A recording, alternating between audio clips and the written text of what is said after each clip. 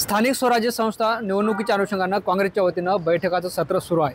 आता आपल्यासोबत काँग्रेसचे खासदार रवींद्र चव्हाण आहेत। काय सांगाल, नगरपालिका नगर परिषदेच्या निवडणुका लागल्यात, आपण बैठक घेतात, काय परिस्थिती आहे, काय रणनीती आहे?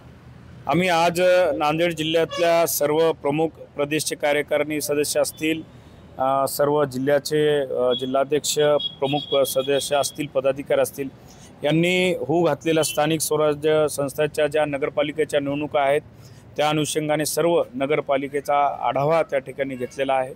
आणि याच्यामध्ये आम्हाला असं दिसतंय की होऊ घातलेल्या नगरपालिकेमध्ये जो काही निकाल निवडणुकीच्या नंतर येईल त्यामध्ये नांदेड जिल्ह्यामध्ये काँग्रेस पक्ष हे एक नंबरला या ठिकाणी राहिलेला आपल्याला या ठिकाणी पाहायला मिळेल।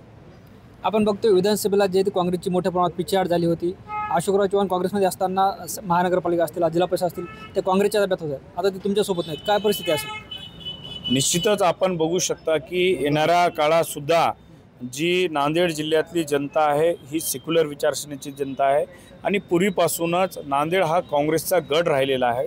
अशोकराव चव्हाण काँग्रेस पक्षाच्या बाहेर पडल्यावर सुद्धा जनतेने हे सिद्ध करून दाखवलेलं आहे की नांदेड ही लोकसभेमध्ये दोन्ही वेळेस काँग्रेस पक्षाच्या उमेदवारांना त्यांनी निवडून दिलेला आहे। आणि मला विश्वास आहे की येणाऱ्या ज्या काही नगरपालिका आहेत त्या काँग्रेस पक्षाच्या बहुतांश नगरपालिका या ठिकाणी निवडून येतील। कारण आपण बघू शकतो की राज्य सरकारचा जो कारभार आहे त्या कारभारावर जनता प्रचंड नाराज आहे, असं या ठिकाणी मला म्हणायचं। मनोज जरांगे पाटील यांच्या हत्येचा कट रचण्यात आला होता, धनंजय मुंडे त्यात सहभागी झालेत, असा आरोप मनोज जरांगे पाटलांनी केला। काल माध्यमाच्या माध्यमातून आम्ही ते ऐकलेलं आहे, आज वाचण्यात पण आलं। आणि मनोजदादा जरांगे पाटील यांचा जो हत्येचा कट रचलेला आहे त्याचे प्रथम मी राज्य सरकारकडे मागणी करतो की त्याची निष्पक्षपणे चौकशी झाली पाहिजे। आणि मी माननीय मुख्यमंत्री देवेंद्र फडणवीस साहेब यांच्याकडे मागणी केलेली की मनोजदादा जरांगे पाटील यांना झड+ सुरक्षा देण्यात यावी। दुसरा प्रश्न, अजितदादाचे चिरंजीव पार्थ पवार हे जिथे कोरेगाव पार्क येथील जमीन घोटाळ्यात त्यांचं नाव आलं होतं, मात्र त्यावर गुन्हा दाखल झाला नाही, त्यावर अजित पवारांनी असे स्पष्टीकरण केले की याबाबत मला कोणतीही माहिती नव्हती, निष्पक्षपणे चौकशी करावी। एवढ्या मोठ्या प्रमाणात घोटाळा होतो, खरं तर त्यांना माहीत नाही म्हणजे हे अत्यंत हास्यास्पद आहे असं मला वाटतं। कारण एवढ्या मोठ्या प्रमाणात घोटाळा झाला, त्यांची बैठकही झाली, याच्यावरून असं सिद्ध होतं आहे की जी सत्ताधारी मंडळी आहेत राज्य सरकारच्या यंत्रणेचा किती पुरेपूर फायदा घेताना या ठिकाणी पाहायला मिळतं आहे।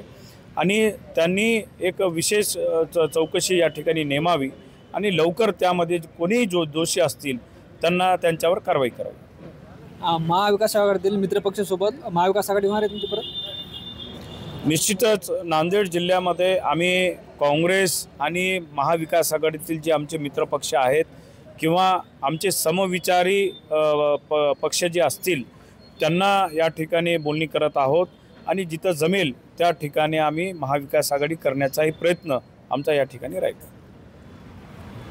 निश्चित बघतो आपल्यासोबत होते काँग्रेसचे खासदार रवींद्र चव्हाण, ज्यांनी आपले संवाद साधलाय। ज्ञानेश्वर लोंढे, TV9 मराठी, नांदेड।